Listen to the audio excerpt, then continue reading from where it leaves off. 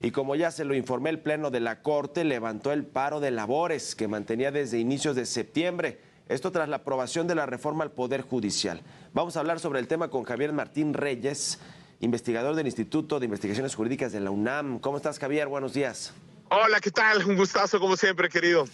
¿Cómo ves el asunto de la Corte, la reforma judicial? ¿Hay posibilidades de que se interpongan recursos para evitar la promulgación de la reforma judicial? Mira, yo creo que, digamos, va a ser difícil que la reforma, o sea, que se haga la declaratoria de la reforma, que se publique y que en principio entre en vigor. Sí. Lo que sí creo que es altamente probable es que veamos una enorme cantidad de impugnaciones que se presenten, ya sea en contra de la reforma constitucional como tal, o eventualmente de todo lo que viene después, ¿no? No hay que olvidar, pues que esta es una reforma que la verdad nadie tiene ni siquiera la más remota idea de cómo se va a implementar, ¿no? Tan no saben quienes la hicieron que de plano prefirieron echarle la pelotita al INE y decir, pues el proceso electoral inicia a partir de la publicación y como ni nos va a dar tiempo ni sabemos cómo hacer las leyes secundarias, pues hay que el INE se haga bolas, ¿no? Yo creo que esas decisiones del INE van a ser muy importantes y van a ser además decisiones que podrán ser impugnadas todas ante el Tribunal Electoral, ¿no? Y en algún momento, cuando sí ya tengamos leyes secundarias, pues va a suceder algo muy similar, ¿no? Digamos, tanto el Congreso Federal como los 32 congresos locales tienen que hacer pues una cantidad brutal de adecuaciones a constituciones locales, leyes secundarias, leyes federales y otras disposiciones para tratar de encontrarle la cuadratura al círculo a una reforma que en muchos aspectos no tiene pies ni cabeza. Entonces, si la pregunta es si esto se va a judicializar, pues por supuesto que sí, ¿no? Yo te diría, creo que se va a impugnar la reforma constitucional directamente, eso tiene complicaciones tanto jurídicas como políticas, pero después los actos de aplicación de la reforma, eventualmente las leyes secundarias que se aprueben y se publiquen, yo creo que también van a ser objeto de una enorme cantidad de litigios, ¿no?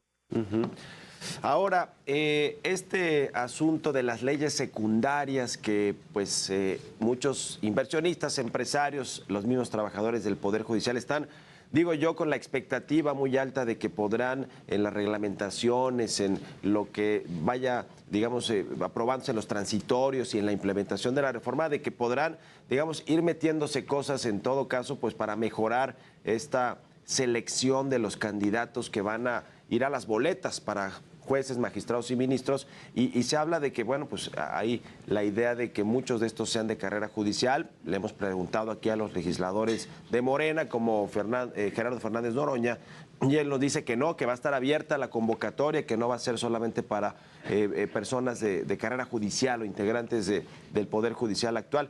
¿Tú ves esperanza en que en las leyes secundarias se pueda mejorar, digamos, todo lo que pues no quedó claro en la reforma o en el dictamen que se aprobó? Mira, yo quiero ser realista, pero al mismo tiempo creo que genuidad no es una posición, digamos, correcta. Eh, yo sé que hay actores que están muy esperanzados de que todo se puede corregir y se puede mejorar en las leyes secundarias. Sí. Yo francamente creo que esa es una posición que no se sostiene. Esta es una reforma regresiva. O sea, si la pregunta es, ¿estaríamos mejor con reforma o sin reforma? La verdad es que estaríamos mejor sin reforma con todos los problemas que tiene el sistema de justicia. Sí. Esta reforma no nos va a permitir mejorar ni el acceso a la justicia ni el funcionamiento. Lo que podemos hacer es mitigar algunos de los daños que podría generar la reforma. O sea, es decir, hay un escenario donde la carrera judicial se desmantela por completo, donde prácticamente todos, la mayoría...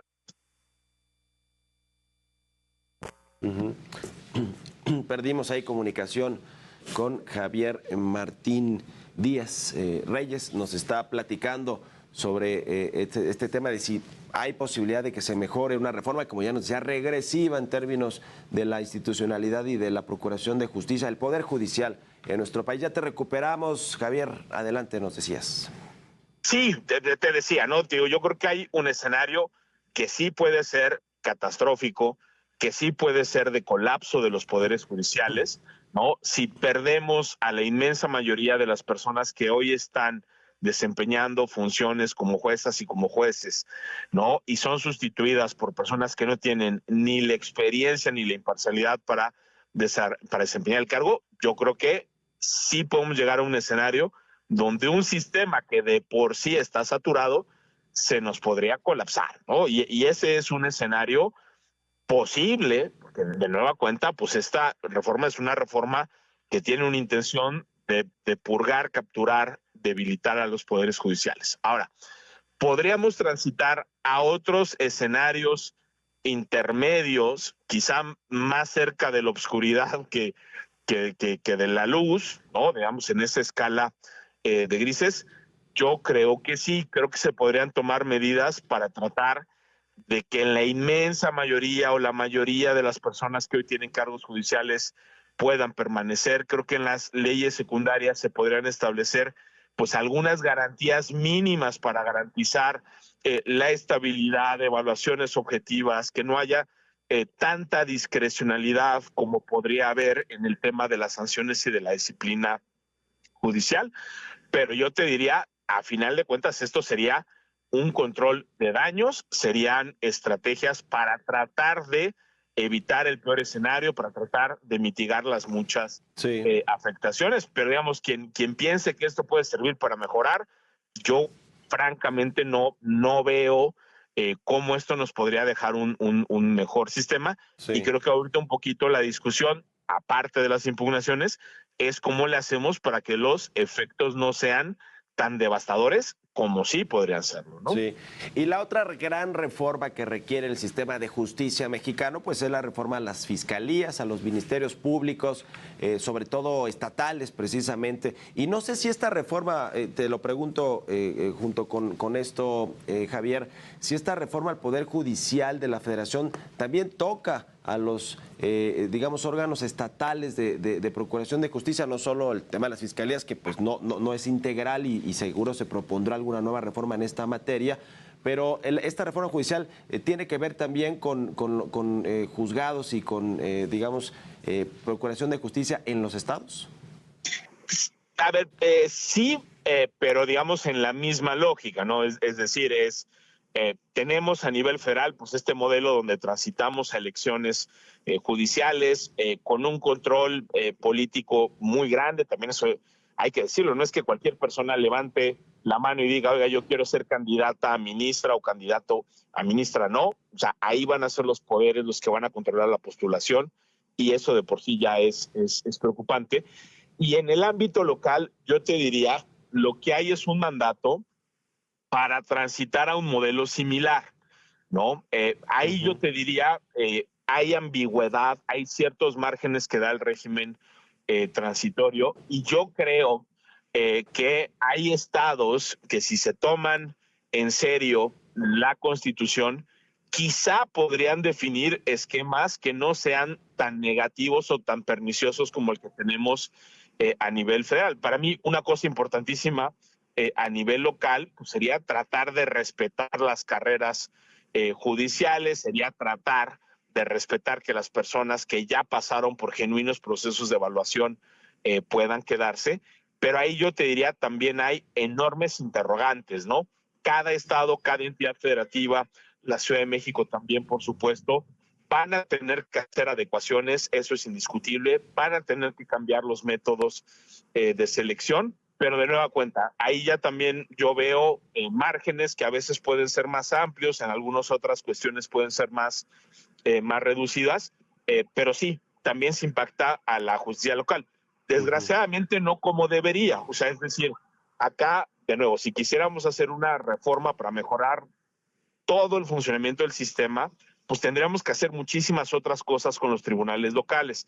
Tendríamos que construir carreras judiciales de verdad, tendríamos que darles mayores garantías de independencia, tendríamos que darles mejores presupuestos, tendríamos que tener mejores mecanismos de control que respeten el debido proceso, pero no hay nada en esta reforma, desgraciadamente, que nos lleve en esa dirección en el ámbito local, ¿no? Ya. Oye, seguramente viste ahí en las redes sociales una fotografía de parte de la reforma al Poder Judicial de la Federación donde se dice que no admite interpretaciones, suspensiones, modificaciones o fallos nugatorios. Y nuestro colega aquí en el Heraldo, Sergio Sarmiento, pone, es un decreto dictatorial. ¿Este asunto es normal que en alguna reforma constitucional se especifique que pues no se admite interpretaciones, suspensiones o modificaciones?